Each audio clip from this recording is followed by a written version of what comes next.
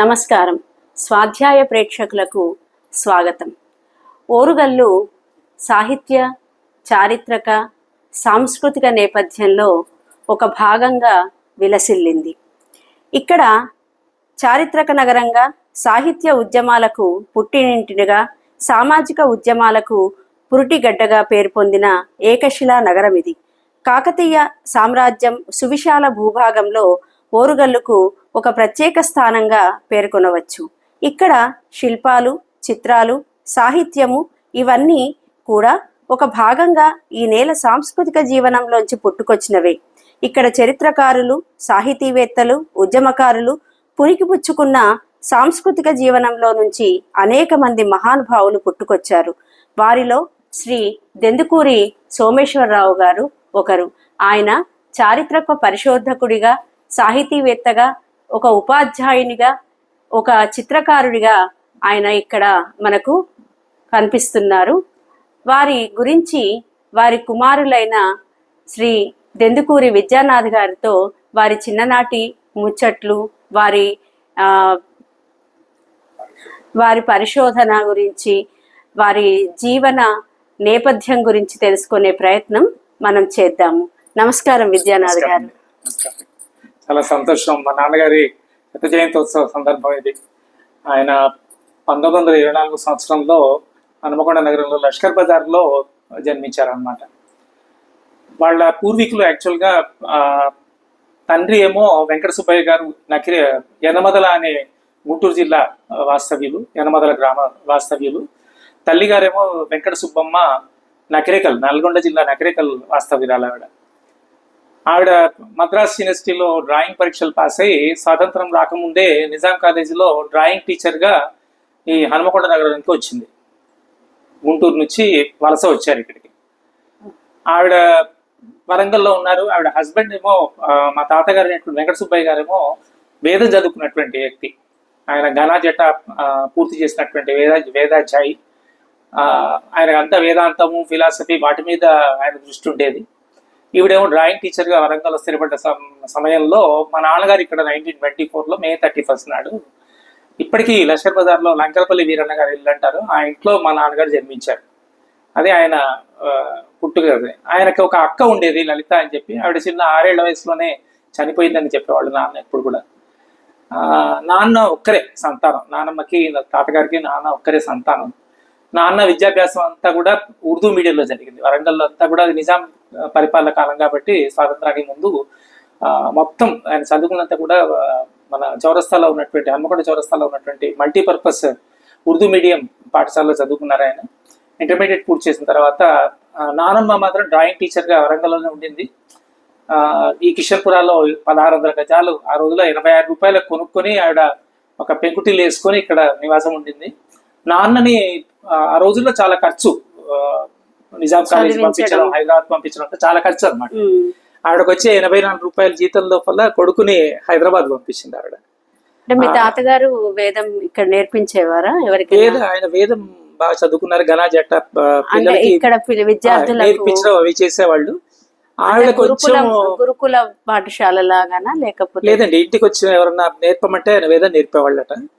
ఆవిడకి నచ్చలేదు, ఎందుకంటే ఆవిడ ఉద్యోగం చేస్తూ ఉన్న, అందులో పరదా సిస్టమ్ ఉన్నటువంటి నిజాం రోజుల్లో బతికిన స్త్రీ ఆవిడ. ఆవిడ సనాతన బ్రాహ్మణ కుటుంబంలో పుట్టిన ఆవిడ ఉద్యోగానికి వెళ్ళటం ఆయన హర్షించలేదు. ఎందుకంటే ఆయన అంత పద్ధతి, సాంప్రదాయాలు ఆవిడకి పోకడలు ఆవిడకి నచ్చలేదు. రోజు ఉద్యోగానికి వెళ్ళే ఇది. దాంతో ఆయన ఒక 7-8 ఏళ్ళు ఇక్కడ వరంగల్లో ఉన్న తర్వాత ఆయన తన స్వగ్రామం యనమదల వెళ్ళిపోయినారు. ఆయన వెళ్ళిపోయి అక్కడ ఆయన పౌరోహిత్యం చేస్తూ అక్కడే ఉండిపోయినాడు.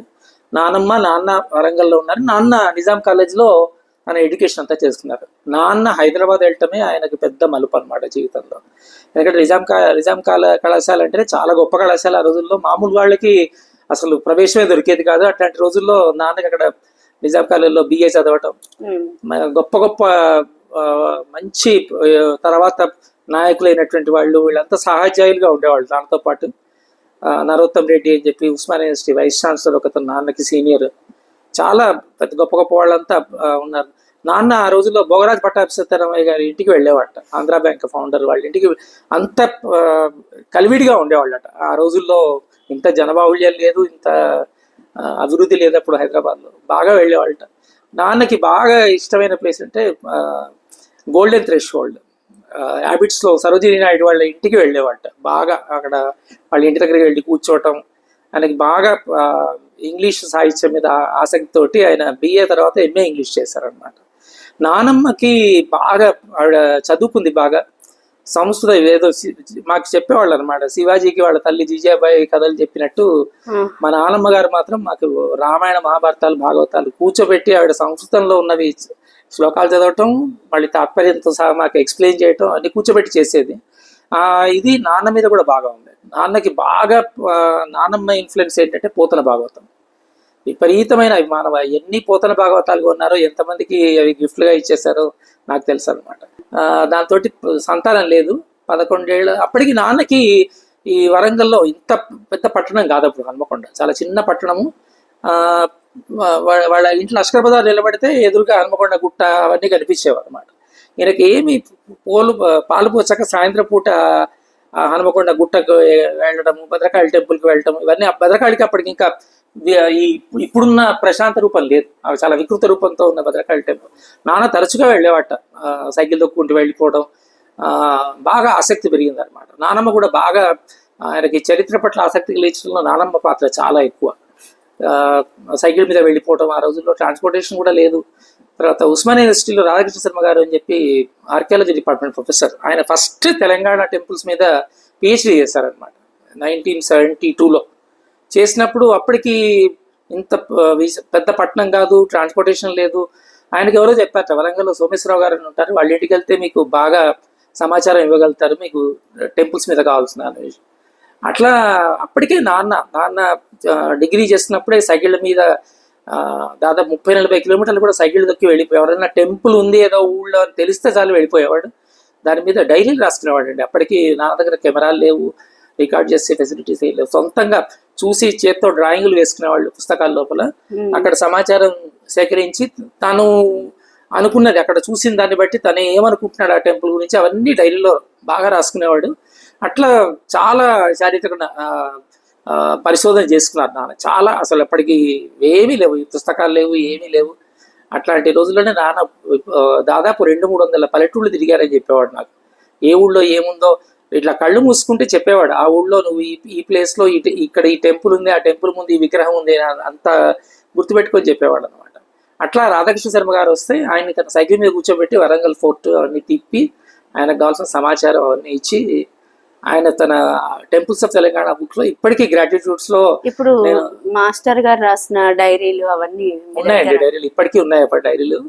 ఆయనకి డైరీలు రాసుకోవడం బాగా అలవాటు, బాగా రాసేవాడు డైరీలు, తన వివరాలు. ఇప్పుడు చరిత్రపై పరిశోధన చేయాలనే ఆసక్తి ఎలా, అంటే వారికి ఎలా కలిగింది? చెప్పేవాడు నాన్న. అసలు అంటే ఆయన వృత్తిపరంగా ఆయన MA ఇంగ్లీష్ చేశారు, ఆంగ్లోపాధ్యాయుడు. ఇది చేయాలనే ఆసక్తి స్వతహాగానే వచ్చిందండి. ఎవరి ప్రమేయం లేదు. సొంతంగా నాన్నమ్మ దగ్గర పురాణాలు, సాంప్రదాయాలు ఇవన్నీ బాగా తెలుసు. అందులో తాతగారు వేదాలు అవి చదువుతున్నారు కాబట్టి ఆ సాంప్రదాయాలు అవన్నీ ఇంట్లో ఉన్నాయి, మడులు ఆచారాలు అవన్నీ కూడా. నానమ్మ కొంచెం రాడికల్ గా చెప్పుకోవచ్చు, ఎందుకంటే ఉద్యోగానికి వెళ్ళి ఆ సాంప్రదాయాల నుంచి బయటకు వచ్చిన లేడీగా చెప్పుకోవచ్చు. మొత్తానికి నాన్నని ఈ వేదం వైపు కాకుండా చదువు వైపు మళ్ళించిన ఘనత అంతా నానమ్మదే. ఇంకా నాన్న హైదరాబాద్ వెళ్ళటము, ఈ హన్మకొండ, ఈ కాకతీయ రాజధాని అవ్వటం, దీని మీద 1000 స్తంభాల గుడి, పద్మాక్షమ్మ గుడి, ఈ హన్మకొండ కోట, వరంగల్ కోట, ఇవన్నీ ఆయనకి తోచినప్పుడల్లా సైకిల్ వేసుకుని వెళ్ళిపోవడం, అక్కడ కూర్చోవడం. మాతో అనేవాడు, ఎట్లా తెలిసిందాన్న నీకు అప్పటికి ఇవన్నీ? ఇప్పుడంటే వికీపీడియాలు వచ్చాయి, గూగుల్ వచ్చాయి, ఏదంటే అది ఇన్ఫర్మేషన్ దొరుకుతుంది, నీకు ఎట్లా తెలిసిందంటే నాతో మాట్లాడేవి, శిల్పాలు మాట్లాడేవి, అక్కడ నాకు కూర్చుంటే చెప్పేసేవి ఇక్కడ ఏం జరిగిందో అన్నట్టుగా. అది మరి నిజంగా అలా అనిపించేదో అలా చాలా తాదాత్మ్యం చెంది వాటి గురించి రాసేవాడు అనమాట. ఫోటోగ్రఫీ లేదు, కెమెరా లేదు, లైన్ డ్రాయింగ్లు వేసుకునేవాడు. ఆ డైరీ లోపల సొంతంగా లైన్ డ్రాయింగ్లు వేసుకుని వాటి గురించి రాసుకునేవాడు వివరం. నాన్నకున్న ఒకటే లోపం ఏంటంటే తనని తాను ప్రచారం చేసుకోలేదు. అదొకటే పెద్ద ఇదిగా మిగిలిపోయింది మాకు. ఆయన పెయింటింగ్ వేసేవారా? పెయింటింగ్ వేసేవారండి. లక్కీగా 2 పెయింటింగ్స్, ఒక పెయింటింగ్ ఏమో పోతన మచ్చుడు పెయింటింగ్ ఏమో అది పోతన విజ్ఞాన పీఠానికి ఇచ్చేసారు.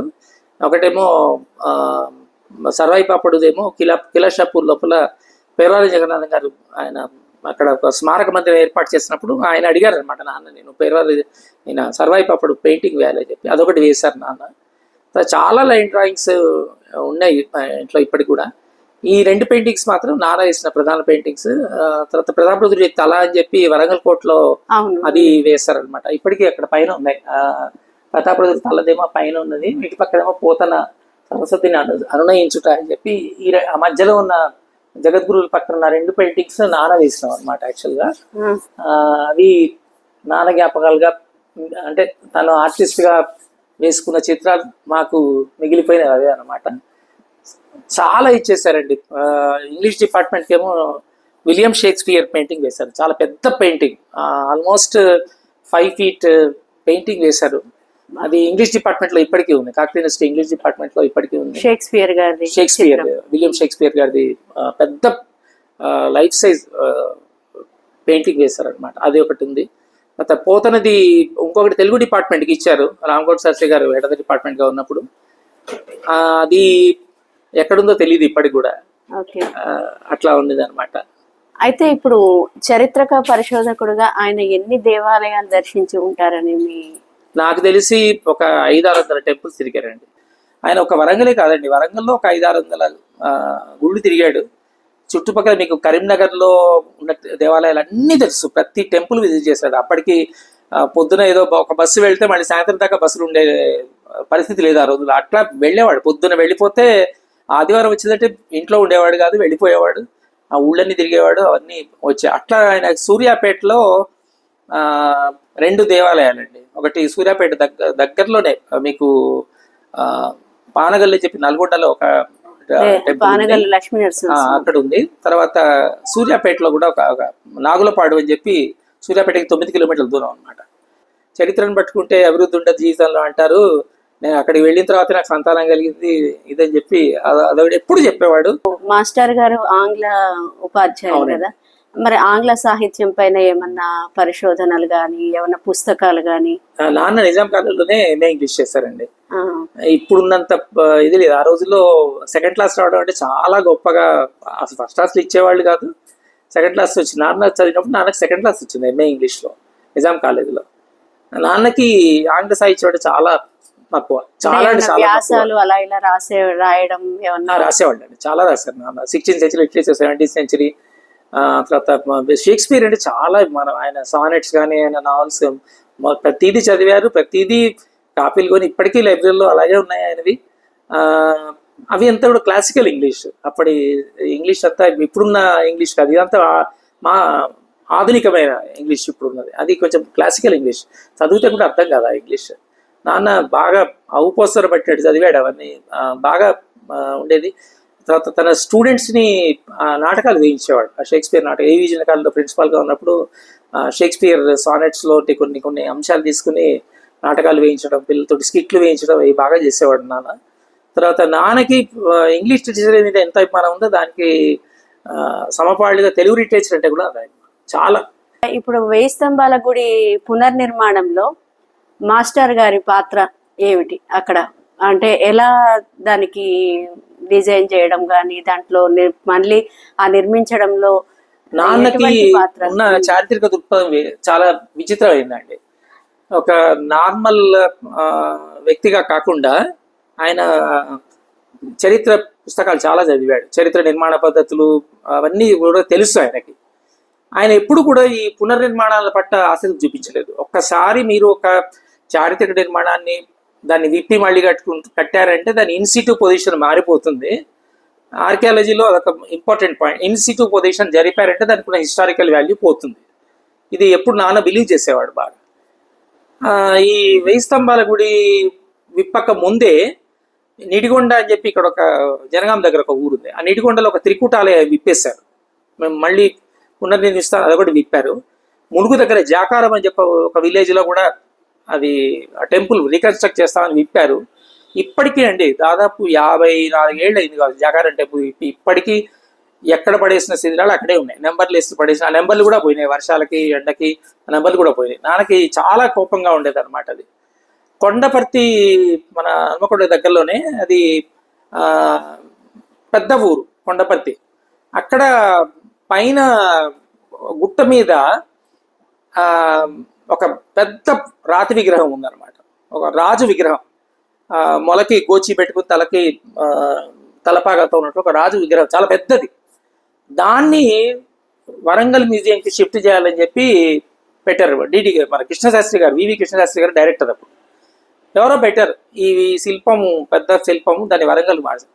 అంత పెద్ద దాదాపు 7 feet హైట్ అండి శిల్పం. ఇప్పటికీ వరంగల్ మ్యూజియంలో ఉందన్నమాట. ఇలా దండం పెడుతున్నటువంటి శిల్పము అది తీస్తూ నాన్న అడ్డుకున్నారు. అది మీరు ఆ శిల్పాన్ని ఆ కొండపర్తి గుట్ట మీద ఉంటేనే దాని వాల్యూ. మీరు తీసుకొచ్చి మ్యూజియంలో పెడతారు, దాన్ని చూడాలనుకుంటే అక్కడికే వెళ్తారు. మ్యూజియం తీసుకొస్తారంటే దాని వాల్యూ పోయినట్టే. అంటే వాళ్ళు ఒప్పుకోలేదు, నోట్ రాశారు, మొత్తానికి దానికి ఫండ్ శాంక్షన్ అయింది. అది దింపుతుంటే 2 ముక్కలైంది, కరెక్ట్గా నడుము దగ్గర 2 ముక్కలైంది అనమాట. ముక్కలైతే అది నాన్నకు తెలిసింది, విరగొట్టారన్న విషయం తెలిసింది అనమాట. నాన్న వెంటనే ఇంటికి రాగానే ఒక 15 పైసల ఇన్లాండ్ లెటర్ కవర్ తీసుకొని దాని మీద వరంగల్ నగరంలో అల్లావుద్దీన్ ఖిల్జీ, మహమ్మద్ బిన్ తుగ్లక్ చేయనంతటి నష్టము మీరు డైరెక్టర్ గా ఉండి చేశారని చెప్పి ఒక లెటర్ రాశాడు.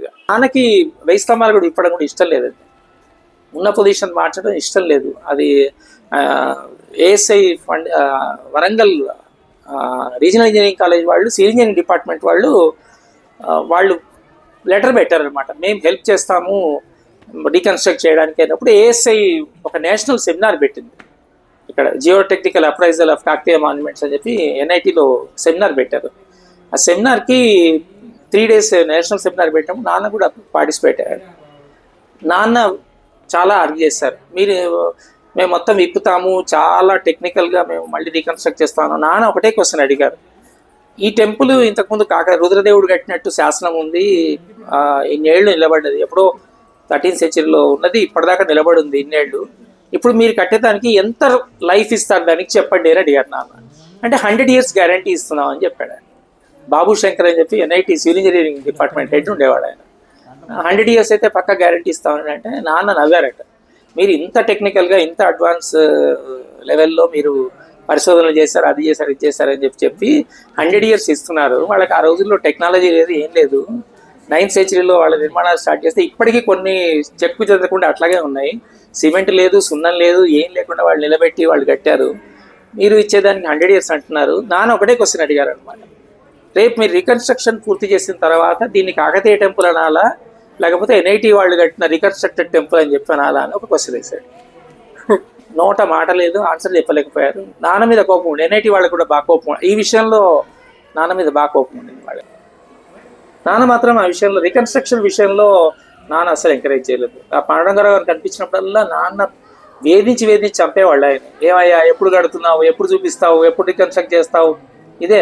నాన్న దగ్గర 15 ఇటుకలు ఉండేవండి, రామప్ప ఇటుకలు, ఒరిజినల్ వెనకటి నీళ్ళలో తేలివండి. 15 ఇటుకలు ఈ సివిల్ ఇంజనీరింగ్ డిపార్ట్మెంట్ బాబు శంకర్, పాండురంగారావు గారు వీళ్ళందరూ కలిసి మేము దాని మీద ఐడెంటిఫై చేస్తాము, దాని టెక్నాలజీ ఏంటి అనుకుంటామని. నాన్న 15 ఇటుకలు, నేనైతే ఏడ్చాను అనమాట, ఇంట్లో ఇటుక లేకుండా చేస్తున్నావు నువ్వు, మన ఇంట్లో ఉన్నాయి, మా ఇంట్లో అల్మార్లో ఉండేవి ఇంత ఇటుకలండి, పెద్ద ఇటుకలు. 15 ఇటుకలు నాశనం చేశారు, ఒక్కటి పీస్ కూడా లేకుండా చేశారు, ఒక్క పీస్ కూడా లేకుండా చేశారు. ఎక్కడున్నాయి మరి? ఎన్ఐటి వాళ్ళకి ఇచ్చారండి, వాళ్ళు చేస్తారు, మేము దాని మీద ప్రాజెక్టులు ఇచ్చాం పిల్లలకి, ఎంటెక్ తర్వాత వాటిని మళ్ళీ ఏమీ లేదు. తర్వాత నాన్న మీకు పాంచాల షాయంపేట దగ్గరలో ఆయనకి ఎవరో ఒక తాళపత్ర గ్రంథం ఇచ్చారండి. ఇంత ఎత్తు పత్రాలు ఉండి తాళపత్ర గ్రంథం అది ఇచ్చారు. ఇస్తే మా ఇంట్లో చాలా రోజులు మా లైబ్రరీలో పుస్తకాల వెనకకు పడేసేవాళ్ళు అనమాట నాన్న. బయట ఎందుకో మరి నాకు తెలియదు, అది పెట్టేవాళ్ళు, అంటే ఎవరైనా చూస్తారో ఏంటో మనకు తెలియదు, అది వెనక ఉండేది. అది ఒకసారి వర్షాలు పడి మా ఇంట్లో ఇల్లు కురిసేది, చెదలు పట్టినాయి పుస్తకాలు, అవన్నీ తీసి బయట పెట్టినప్పుడు రామకోటి శాస్త్రి గారు వచ్చారు మా ఇంటికి. వచ్చినప్పుడు ఇది ఏమిటి అంటే ఇది ఎప్పటి నుంచో ఉంది, నేను అక్కడ నిడికొండ దగ్గర మన పాంచాలరాయి దగ్గర తెచ్చుకున్నాను నేను అక్కడ. వాళ్ళు ఎవరో ఇచ్చారు నాకు తీసుకెళ్ళమని, మా ఇంట్లో ఉంది. ఇది ఇక్కడ ఉంటే ఎట్లా, ఇది మీరు తెలుగు డిపార్ట్మెంట్కి ఇవ్వండి, నేను పరిశోధన చేస్తా అన్నారు. సరే అని చెప్పి నాన్న ఏం చేశారు, దాన్ని అరుగు మీద ఎండబెట్టి మొత్తం ఒక ప్లాస్టిక్ కవర్లో పెట్టి ఇచ్చారు. రామగోడి శాస్త్రి గారు హెడ్గా ఉండి లెటర్ కూడా ఇచ్చారండి నాన్నకి. So and so Dendukuru Someswararao గారు ఒక తాళపత్ర గ్రంథం ఇచ్చారు తెలుగు డిపార్ట్మెంట్కి అని చెప్పి రిసీట్ కూడా ఇచ్చారు నాన్నకు పుట్టినట్టు. చాలా రోజులు ఉండింది నా దగ్గర ఆ లెటర్ కూడా. తర్వాత ఎన్ని సంవత్సరాలు నాన్న అడిగేవాళ్ళు, ఏమయ్యా ఎవరికైనా ఇచ్చావా, నేను ఎంపీలు చేయిస్తా అనేవాళ్ళు, పిహెచ్డీ చేయిస్తా దాని మీద అనేవాళ్ళు. ధన్యవాదాలు విద్యానాథ్ గారు. థ్యాంక్ యూ అండి, మీరు వస్తే నాకు కూడా పాత జ్ఞాపకాలు. మాస్టర్ గారి గురించి మా అందరికీ తెలియని అనేక విషయాలు, వాళ్ళ బాల్యం గురించి, వాళ్ళ వృత్తి గురించి, ఆయన చారిత్రక పరిశోధన గురించి అనేక విషయాలు తెలిపినందుకు మీకు స్వాధ్యాయ పరిశోధన సంస్థ తరఫున ధన్యవాదాలు తెలియజేస్తున్నాం. మా ఇంటికి వచ్చి మర్చిపోతున్న జ్ఞాపకాలు బయటికి తీసి మళ్ళీ ఒకసారి మీతో పంచుకునే అవకాశం ఇచ్చారు. ధన్యవాదాలు. నాన్న గురించి చెప్పాలి అంటే, నాకు ఊహ తెలిసినప్పటి నుంచి మాకు ఒక సింహస్వప్నం. ఎంత ఫ్రెండ్లీగా ఉండేదో అంత సింహస్వప్నం. కంటి చూపుతో ఎప్పుడు కొట్టలేదు, చేయత్తలే, కానీ ఆ కంటి చూపు భయం వేసేది. బాగా కోపం వచ్చినప్పుడు తిట్టేది, రాస్కెల్ అని గట్టిగా వచ్చేవాడు. ఆ దెబ్బకి కాళ్ళు చేతులు వణికే, బట్టలు తెలుసుకునేవి. సత్యసాయి సంస్థలతోటి నాన్నకు మంచి అటాచ్మెంట్ ఉండేది. మా ఇంట్లో ఒక 1 year విభూతి వచ్చింది, ఒక 1 year తేనె పట్టణంలో నుంచి వచ్చింది. అప్పటి కలెక్టర్ తివారీ గారు సామాన్యుడిలాగా వచ్చేవాడు. ఆయన ప్రోటోకాల్ లేదు, ఏం లేదు, వచ్చేసి కూర్చుని ఆ ఫోటో చూడటానికి వచ్చేవాళ్ళు. బస్సులు వేసుకొచ్చేవాడు, నర్సంపేట, కరీంనగర్, పర్కాల. తిండి తినిచ్చేవాళ్ళు. పెద్ద కాంపౌండ్, భోజనానికి కూర్చుంటే అమ్మ ఇప్పుడే కరీంనగర్ నుంచి వచ్చాం, ఒక్కసారి ఫోటోలో విభూతి వస్తుందట చూసి వెళ్తాం, చూసి వెళ్ళిపోయేవాడు. ఇంట్లో ఎప్పటికీ ఒక 25 kilos బియ్యం మినిమం స్టాక్ పెట్టేవాడిని. ఇంట్లో మామిడి చెట్టు ఉండేది, ఆవకాయ పచ్చడి జాడీల నిండా ఉండేది.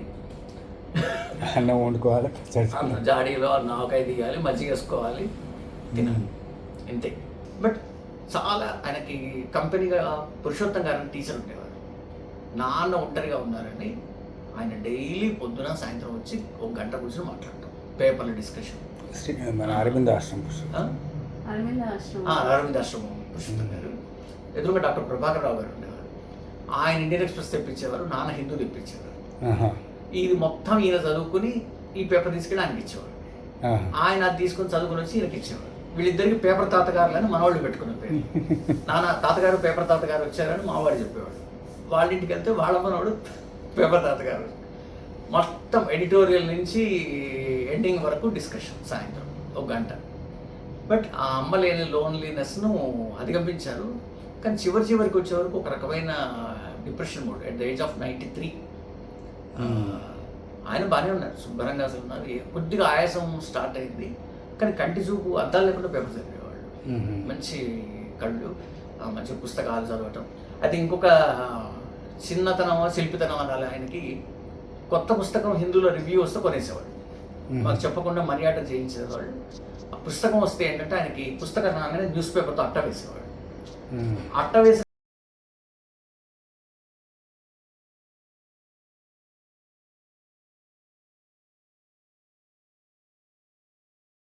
పుస్తకం టేబుల్ రాకపోతే కొత్త పుస్తకం కొన్నారు.